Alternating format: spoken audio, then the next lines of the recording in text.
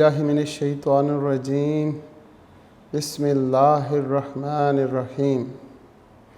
शुरू अल्लाह के बाबरकत नाम से जो बड़ा मेहरबान और नहायत रहम करने वाला है। यूनिक ग्रुप ऑफ इंस्टीट्यूशन की तरफ से ऑनलाइन लेक्चर्स अज़ीज़ तलबा व तालिबात, और मैं हूँ प्रोफेसर राजा वाजिद अली, जो आपको स्टैटिस्टिक्स यानी शुमारियात पढ़ाएंगे। आज हमारी class second year subject statistics और चैप्टर नंबर 10 यानी नॉर्मल डिस्ट्रीब्यूशन, जिसके हम definitions, properties, important points, binomial approximation, ये सारा कुछ पढ़ने के साथ साथ हम इसके क्वेश्चन नंबर 1 का ए और बी पार्ट भी कर चुके हैं। आज हम क्वेश्चन नंबर 1 ही का सी पार्ट से इस लेक्चर को शुरू करेंगे, और हस्ब मामूल हम अपने लेक्चर का आगाज़ इल्म की दुआ से करते हैं, और वो दुआ इस अंदाज से अपने रब से मांगे, अल्लाहुम्मा उर्ज़ुक़नी, ए मेरे परवरदिगार मुझे अता कर, इल्मन नाफ़िअन वासिअन व हमीकन। ए मेरे रब मुझे इल्म अता कर, और वो इल्म ऐसा हो जो नफ़े वाला हो, जो वसी हो और जो गहराई वाला हो। महदूद इल्म बाज़ औक़ात हमें बहुत तंग करता है। हमें महदूद इल्म में हम अपनी बात पे अड़ जाते हैं, हम अपनी बात मनवाने की कोशिश करते हैं। तो महदूद इल्म ना हो, बल्कि वसी हो, और सिर्फ वसी ना हो, हमीकन गहराई वाला भी हो। उस इल्म के समुंदर की तह तक हमें अता कर, और वो तह 7 आसमानों से 7 ज़मीनों तक, इतनी गहराई वाला इल्म है हमारे रब हमें अता कर, और उसका नफ़ा हमें भी मिले और हमारे इर्द गिर्द रहने वाले तमाम लोगों को भी हमारे इल्म से नफ़ा हो, और जब हम इस दुनिया में ना हों तो क़यामत तक हमारे इल्म से लोगों को और दुनिया को नफ़ा ही नफ़ा हो। ऐ हमारे रब हमें इन 3 खूबियों वाला इल्म अता कर। दुआ को दोबारा रिपीट करता हूँ ताकि बच्चे याद कर सकें। अल्लाहुम्मा उर्ज़ुक़नी इल्मन नाफ़िअन वासिअन हमीकन। शुक्रिया जी। आज हम लेक्चर स्टार्ट करते हैं, और एक्सरसाइज 10.2 हम कर रहे थे, चैप्टर नंबर 10, जिसका नाम नॉर्मल डिस्ट्रीब्यूशन है। क्वेश्चन नंबर 1 का ए पार्ट हम लास्ट लेक्चर्स में कर चुके हैं, और बी पार्ट भी। और मैंने कहा था कि जिस बच्चे को इसका बी पार्ट समझ आ जाए वो क्वेश्चन नंबर 1 का सी पार्ट, क्वेश्चन नंबर 2 के तमाम 3 और 4 तक कर सकता है। लेकिन फिर हम प्रैक्टिस के लिए देखते हैं कि शायद आप लोगों ने जो सवाल किए उनका प्रोसीजर, उनका मेथड और उनके आंसर्स यहाँ पे ठीक हैं। तो लेट एक्स डिस्ट्रीब्यूटेड नॉर्मली, ये साइन है जी डिस्ट्रीब्यूटेड का। Let X distributed normally with 2 parameters mu. पहला पैरामीटर म्यू है, वो 20 है, और दूसरा पैरामीटर 25 यानी sigma square. Find the area under the normal curve. Number 1 below 30, number 2 above 30, number 3 between 30 and 42। ये हमारे पास 3 पार्ट हैं। आपने क्वेश्चन को सॉल्व करने के लिए देखना है नंबर 1 बिलो 30। इसका मतलब है प्रोबेबिलिटी मालूम करनी है आपने x की जो लेस देन 30 हो। अगर लेस देन या लेस देन इक्वल टू एक ही बात है, मालूम करनी है। इस सवाल को सॉल्व करने के 2 मेथड, दोनों मेथड्स मैं कोशिश करूँगा कि यहाँ सिखाऊं। जो आपको आसान लगे आप उससे कीजिएगा, लेकिन मैं जो आगे चलूँगा, मैं जिस मेथड को फॉलो करूँगा वो पहला मेथड होगा जो मैं यहाँ सिखाने जा रहा हूँ। अब हमें इसकी प्रोबेबिलिटी मालूम करनी है नाउ, तो क्या करें? Probability x less than equal to 30 is equal to, यहाँ पे भी आपने ऐसे ही लिखना है। प्रोबेबिलिटी यहाँ पे x से माइनस करना है म्यू को, यहाँ पे लेस देन इक्वल टू, यहाँ पे 30 लिखा हुआ है, 30 माइनस करेंगे म्यू को। अब आप कहेंगे ये म्यू 20 कहाँ से आया? हम इस बात को सीखने के लिए यहाँ पर अलग से सीखते हैं।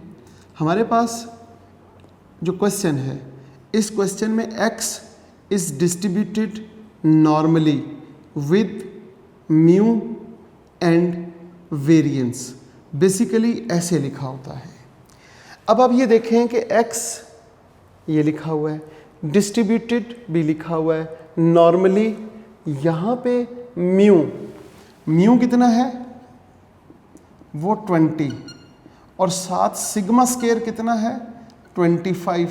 अंडर रूट ले लेंगे तो उम्मीद करता हूँ कि आपको समझ आ गया होगा कि सिग्मा की वैल्यू 5 है और म्यू की वैल्यू 20 है। अब हम देखते हैं x माइनस म्यू। हमारे पास यहाँ पे प्रोबेबिलिटी ऑफ x था, यहाँ पे x में से म्यू को माइनस किया, और यहाँ पे 30, तो 30 से म्यू की वैल्यू को माइनस किया। यहाँ पे डिवाइड करेंगे z पे, और यहाँ पे यहाँ पे डिवाइड करेंगे सिग्मा पे, और सिग्मा की वैल्यू है 5, तो यहाँ पे 5 आ जाएगा। उम्मीद है कि यहाँ तक बच्चों को समझ आ चुका होगा। अब हमारे पास फार्मूला था x minus mu over sigma, ये होता है z के इक्वल। ये किसके इक्वल होता है? z के इक्वल होता है। हम यहाँ पे z is equal to x minus mu over sigma, जो स्टैंडर्डाइज्ड वेरिएबल होता है, जो हमने देखा था इस फार्मूले के मुताबिक, हमने यहाँ पे इस x को चेंज किया स्टैंडर्डाइज्ड वेरिएबल में। लिहाजा अब हम देखते हैं प्रोबेबिलिटी। यहाँ पे क्या लिखेंगे? यहाँ पे लिखेंगे z less than equal to 30 minus 20, 10 over 5, answer 2। यहाँ पे 2 आ गया। अगर आप थ्योरम की बात करें, वो जो हमने शुरू में थ्योरम्स पढ़े थे, तो थ्योरम्स का यहाँ पे एक रेफरेंस देते हैं कि वो हमारे पास क्या था? Probability of x is less than a is equal to phi of a। तो इस थ्योरम को फॉलो करते हुए यहाँ पर हम क्या लिखेंगे? यहाँ पे लिखेंगे फाई ऑफ 2। अब आपने क्या करना है? फाई ऑफ 2 को जब आ जाए तो बुक का पेज नंबर, मेरा ख्याल है पूरा 300 या 295 नहीं, 292 पेज है। अगर आप गौर से देखें तो पेज नंबर 292 पेज पर एक टेबल शो हो रहा है जिसके ऊपर लिखा हुआ है value of standard normal cumulative distribution function phi of z। ये अगर आप गौर से देखें तो फाई ऑफ z या probability z is less than equal to z। ये पेज नंबर है 292 टेक्स्ट बुक और टेबल नंबर 9 है, जिसके कॉर्नर पे यहाँ पे लिखा हुआ है z। अब आपने यहाँ से वैल्यू है 2, तो आपने यहाँ से इस कॉलम में देखना है 2 कहाँ लिखा हुआ है। ये सारी वैल्यूज़ माइनस में लिखी हुई हैं। इसके बाद नेक्स्ट पेज पे चलते हैं। नेक्स्ट पेज पे भी हमारे पास ये वैल्यूज़ यहाँ तक माइनस में है, फिर ये प्लस में शुरू होती हैं और ये प्लस में शुरू होते हुए ये 1.9 आ गया।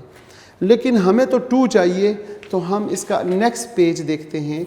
तो नेक्स्ट पेज पे यहाँ पे 2.0, जब 2 है उसके आगे कुछ नहीं है तो हम 2.0000 लिख सकते हैं। तो ये पेज नंबर 294 पे टेबल नंबर 9 z के नीचे देखेंगे तो 2.0 लिखा हुआ है और इसको 000 में देखेंगे क्योंकि उसके आगे कोई वैल्यू नहीं है और वो वैल्यू है 0.97725। अगर गौर से अगर आप अपनी बुक आपके पास है पेज नंबर 294 पे देखें तो यहाँ पे 2.00, इधर से 2 को देखना है, ये कॉलम में 2 को देखना है और ये जो ऊपर रो है इसमें 0.000 को देखेंगे तो ये हमारे पास वैल्यू आ गई 0.97725। तो ये हमारी टेबल वैल्यू यहाँ पे हम लिखेंगे और ये आ जाएगा जवाब 0.97725। ये आपका आंसर है। बहुत आसान सवाल है। अगर ये आपको मेथड समझ आ जाए तो आगे क्वेश्चन नंबर 4 तक तकरीबन सारे सवाल आप कर सकते हैं। अब हम इसका बी पार्ट करते हैं। पहला पार्ट था बिलो 30, हमने ये सॉल्व कर लिया। ये इसका एक मेथड है। इसी मेथड से पहले मैं इस पूरे क्वेश्चन को सॉल्व करूंगा, फिर दूसरे मेथड को सिखाऊंगा इसी पूरे क्वेश्चन को। अब दूसरा सवाल है अबव 30, दूसरा पार्ट। तो अब हम यहाँ पे सेकंड पार्ट लिखेंगे और यहाँ पे अबव 30 लिख देंगे और यहाँ पे ग्रेटर देन लिख दें या ग्रेटर देन इक्वल टू, जो मर्जी लिखना चाहें, दोनों में ठीक होगा। तो यहाँ पे अगर हम ग्रेटर देन लिख लेते हैं, यहाँ तक तो वैसे ही चलेगा। यहाँ पर क्या होगा, यहाँ पे ग्रेटर देन का साइन आ जाएगा बस। फिर यहाँ पे क्या होगा, यहाँ पे ग्रेटर देन का साइन आ जाएगा। यहाँ तक मेरा ख्याल है सब बच्चों को समझ आ चुका होगा। यहाँ पे जब ग्रेटर देन का साइन आता है तो थ्योरम कहता है 1 - phi ऑफ a। अब हम यहाँ से क्वेश्चन को चेंज करेंगे और यहाँ लिखेंगे 1 - phi ऑफ 2। a की जगह पे हमारे पास 2 है और phi ऑफ 2 को जब हम टेबल में देखेंगे 0.97725। उसी तरीके से 295 था शायद, 292 पेज है और टेबल नंबर 9 और 294 पेज पर आपके पास ये वैल्यू 2.000 को देखेंगे तो वो जवाब आएगा 0.97725। और उसे जब आप क्या करेंगे, माइनस करेंगे 1 से, तो आपके पास आंसर आ जाएगा 0.2275। तो ये आपके पास 0.2275 ये आपका आंसर है। 0.0 जब आप इसे करेंगे 1 में से माइनस, तो 1 में से जब आपने माइनस किया तो 0.02275 ये आंसर आ जाएगा और यही आंसर आपने नीचे देखा होगा। अब हम बात करते हैं बिटवीन की, कि बिटवीन 30 to 42। बेसिकली पहले मैं इस मेथड को नहीं अडॉप्ट किया करता था, लेकिन इजी है। Number 3, between 30 and 42. Its mean probability 30 to 42 x is less than equal to, x is greater than equal to 30 and x is less than equal to 42. Its mean between 30 and 42. काम हम वही करेंगे is equal to probability जनाब क्या लिखेंगे 30 less than equal to x less than equal to 42. Sorry यहाँ पे भी less than equal to x less than equal to 42 और ये ब्रैकेट जो यहाँ लिखा वही हमने वहाँ लिखा, लेकिन हमने स्टैंडर्ड वेरिएबल बनाने के लिए इस x में से माइनस म्यू करेंगे, लिहाजा 42 में से माइनस उसकी वैल्यू करेंगे 20 और यहाँ पे जो 30 लिखा हुआ था उसमें से भी 20 को माइनस कर देंगे। स्टैंडर्डाइज्ड वेरिएबल के लिए हम यहाँ सिग्मा पे डिवाइड करते हैं, लिहाजा यहाँ पे सिग्मा की वैल्यू 5 पे डिवाइड करेंगे और यहाँ पे भी हम 5 पे डिवाइड करेंगे। अब अगर हम गौर करें तो ये हमारे पास वेरिएबल स्टैंडर्डाइज्ड हो गया। तो अब हम क्या करेंगे देखेंगे गौर से। Probability 30 minus 20 it's 10, 10 over 5 it's 2, less than equal to z, less than equal to, अब आपने क्या करना है 42 माइनस 20 ओवर 5, तो आपके पास आंसर आ जाएगा 4.4। तो यहाँ पर हम लिखेंगे 4.4। वो जो थ्योरम था, थ्योरम का तीसरा पार्ट जिसमें उसने कहा probability a to b a x less than equal to b is equal to, क्या फार्मूला था? हमने कहा phi of b minus phi of a, ये फार्मूला है। हम यहाँ पर क्या करेंगे, हम यहाँ पे लिखेंगे phi of 4.4 minus phi of 2। अब हम देखते हैं टेबल, वही 292 पेज है और 4.4 पॉजिटिव। 4.4 जब देखते हैं हम इस पेज पर, तो ये पेज नंबर 294 पे टेबल नंबर 9 और 4.4 यहाँ लास्ट में 4.4 को 0 में देखेंगे तो ये हमारे पास लिखा हुआ है 0.99999।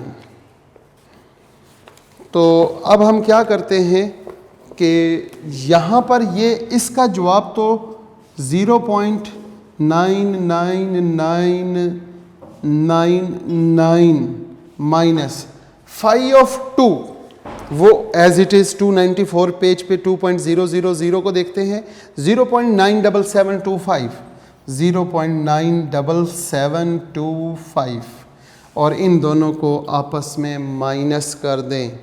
इन दोनों को जब आपस में माइनस करेंगे तो वो फिर हमारे पास 0.0227 ये आपका आंसर है। ये था हमारा सवाल जो क्वेश्चन नंबर 3 और उसके तीनों पार्ट। अब हम ये देखते हैं कि दूसरा मेथड आपको सिखाऊं या रहने दूं। अभी हम इसी मेथड को फॉलो करेंगे सारे सवालों को, लिहाजा हम अभी फ़िलहाल दूसरे मेथड को नहीं सीखते। हम इससे आगे क्वेश्चन नंबर 2 का ए पार्ट देखते हैं। वो डायग्राम के मेथड से है। अगर आप लोगों को ये समझ आ चुका है तो उम्मीद करता हूँ कि आगे बहुत आपके लिए इजी होगा। इसी मेथड से, एक ही मेथड सीख लें। क्वेश्चन नंबर 2 का A part, suppose that it is known that. Question number 2 है, उसका ए पार्ट क्या है जी सवाल?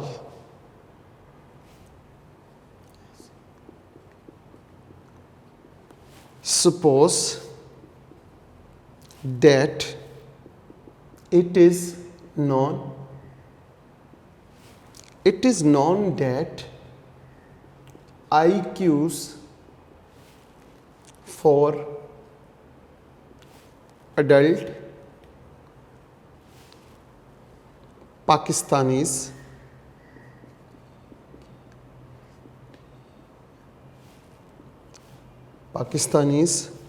are normally distributed.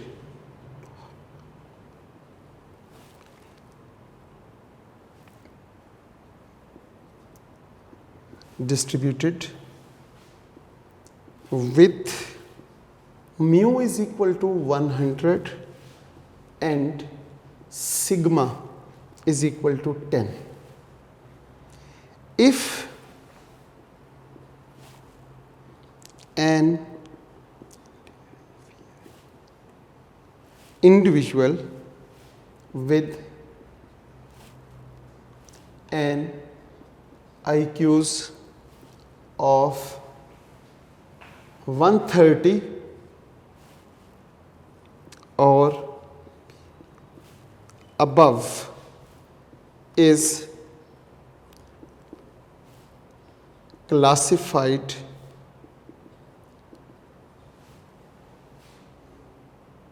genius.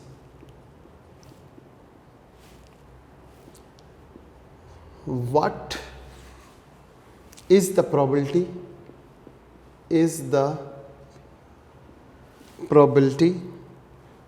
That a random selection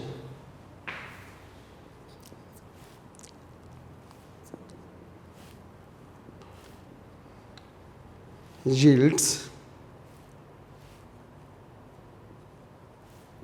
genius?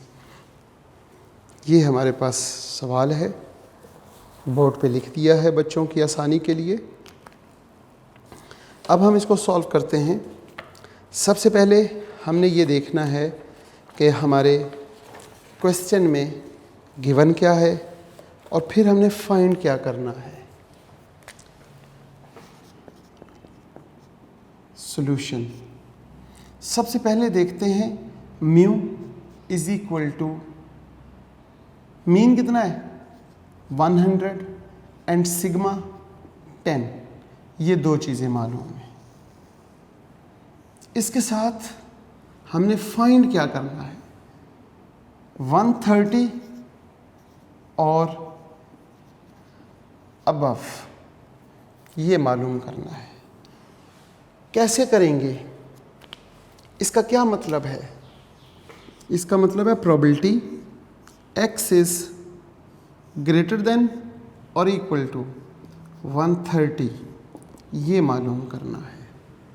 अब ये मालूम करने के लिए हम क्या करते हैं, probability of x is greater than equal to 130 is equal to probability, यहाँ x, यहाँ ग्रेटर देन इक्वल टू, यहाँ पे 30 और ये।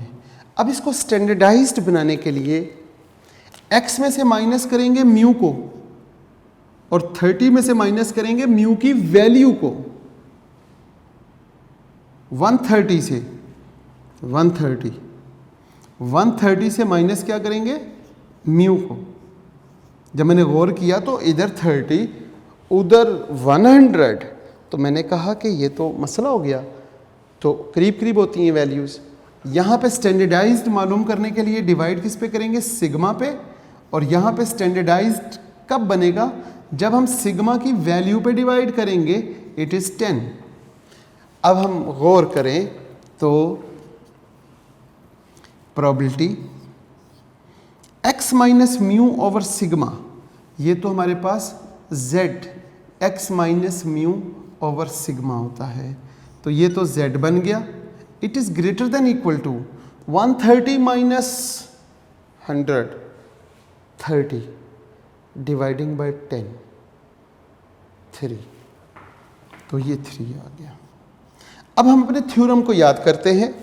थ्योरम यहाँ पे क्या कहता है, जब ग्रेटर देन हो तो फिर कहता है कि probability x is greater than equal to a हो तो आपने 1 माइनस फाई ऑफ a कर देना है। अब यहाँ पे आपने क्या करना है, 1 माइनस फाई ऑफ 3, इसी तरह 1 माइनस और फाई ऑफ 3। वही पेज वापस चलते हैं, पेज नंबर 298। अगर आप देखें पेज नंबर 298 से पहले 292, ये याद रखें, पेज नंबर 292 टेबल नंबर 9 पे आपने देखना है 3 को। ये सारी वैल्यूज़ माइनस की हैं, ये यहाँ से यहाँ तक प्लस की, फिर माइनस की, ये प्लस की शुरू हो गई। और लास्ट पेज पे देखेंगे 294 पेज है और 3.0। जब आप इसको देखेंगे तो जवाब आ जाएगा 0.99865 और ये टेबल आपको पेपर में प्रोवाइड किया जाएगा। अगर आप टेबल से वैल्यू देखते हैं तो वो आपके पास आ जाएगी 3 को देखने से 0.99865। अब आप क्या करेंगे, क्योंकि ग्रेटर देन है तो ग्रेटर देन के लिए 1 से माइनस करेंगे। 1 से माइनस करते हैं तो वो आंसर आ जाएगा 0.0013।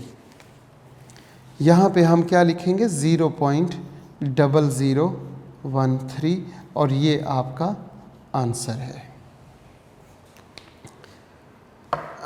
ये हमारा था question number 10.2, exercise 10.2 question number 2 का ए पार्ट। वो जो मैंने लास्ट क्वेश्चन करने के बाद आपको कहा था कि इसका जो दूसरा मेथड है इसको रहने देते हैं, तो यहाँ पे क्योंकि इसका एक ही पार्ट है तो कोशिश करते हैं उस मेथड से सॉल्व करने की। उस मेथड से कैसे सॉल्व करेंगे वो देख लीजिएगा।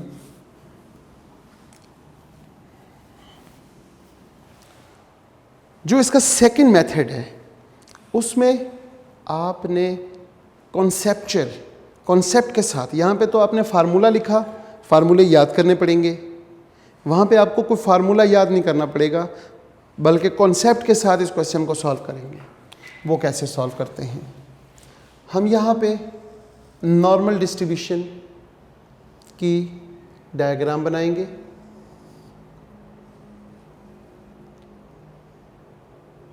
ये माइनस इन्फिनिटी और यहाँ पे प्लस इन्फिनिटी होता है।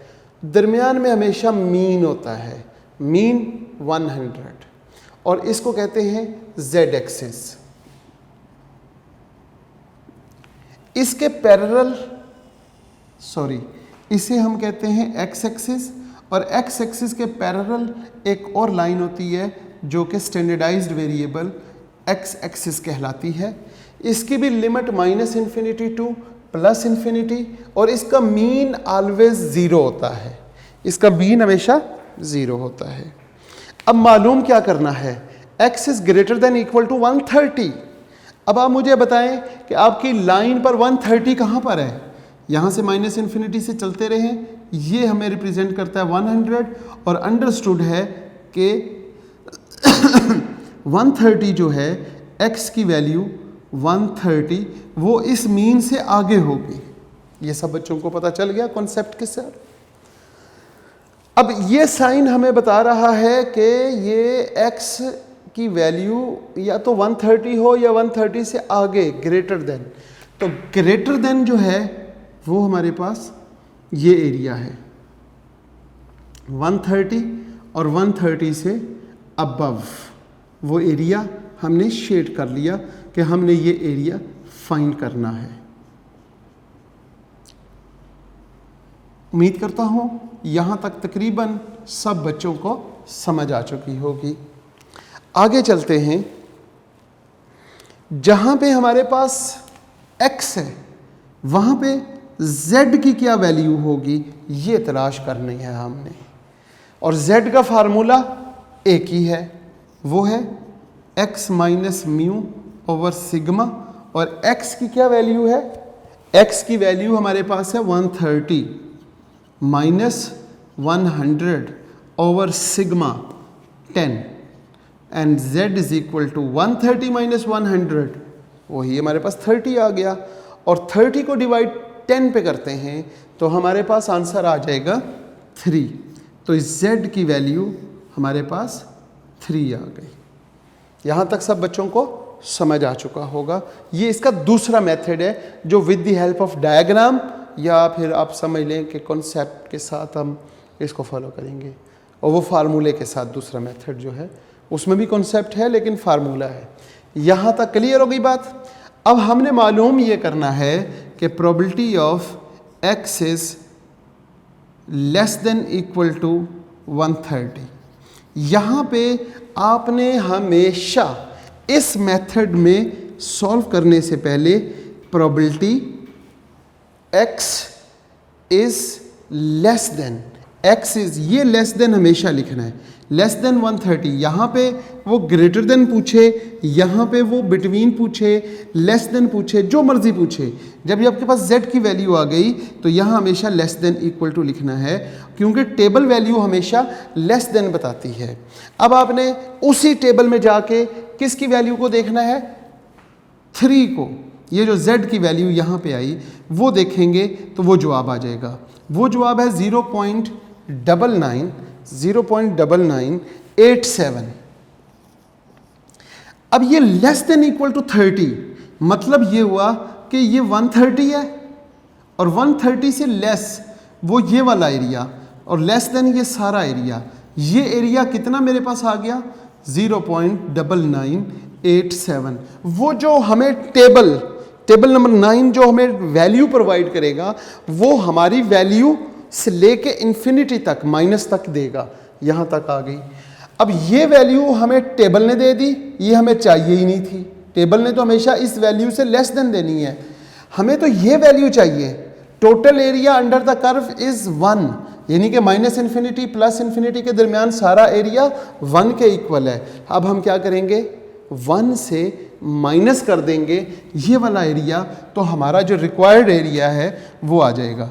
Probability of x is greater than equal to 130 is equal to 1 minus 0.9987, और जब इसे माइनस करेंगे तो 0.0013 आ जाएगा, जो कि वही आंसर है। ये इसका दूसरा मेथड है। उम्मीद करता हूँ कि बच्चों को दोनों मेथड समझ आ गए होंगे।